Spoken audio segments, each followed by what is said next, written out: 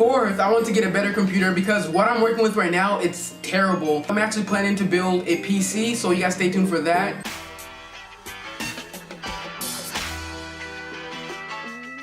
Hey guys, everything technology, and one of my goals for this year was to build a computer, which I mentioned on my channel goals for 2015 video, which I did a while back, so be sure to go check that out. Yes, I have achieved some of the goals, like this one, which is great, but I'm still working on some of them and expect future content for those. Anyway, I didn't get to film the whole process of the build because I couldn't handle filming and also trying to watch tutorial videos since I'm a first-time builder. But if I ever get a new PC case, I will film the process of me taking it out and putting it into the new case. And if I do ever build another PC, I'll be sure to also film that. Furthermore, big shout out to Taiga Fukuyama and Joel Duff for helping me pick the parts for this PC. Yes guys, this is my custom PC.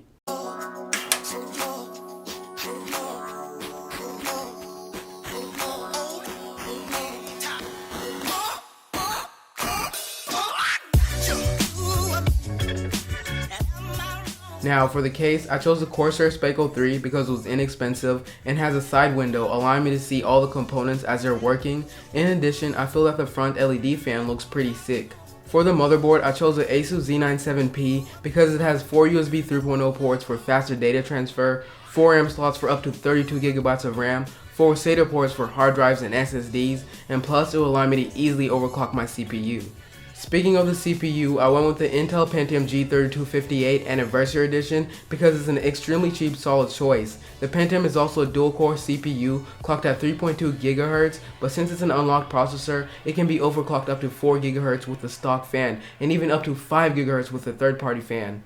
Now for the storage, I went with the Seagate 1TB hard drive to keep all my YouTube videos and games. Also, this hard drive is pretty fast with 7200 RPM speeds.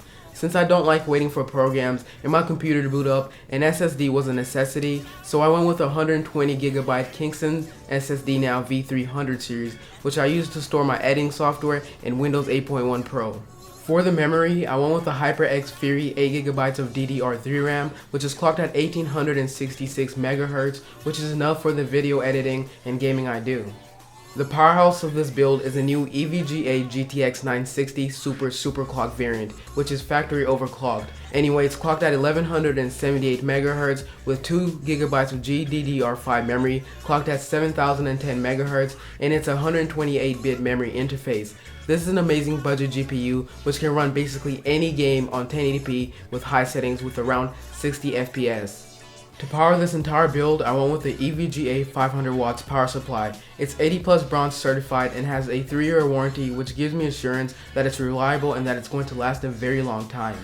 So I actually ran a benchmark for the CPU and GPU using Cinebench. For the CPU, I got a score of 234. Now for the GPU, I was able to get 104.33 FPS. In my opinion, benchmarks are just numbers and I care more about real life performance.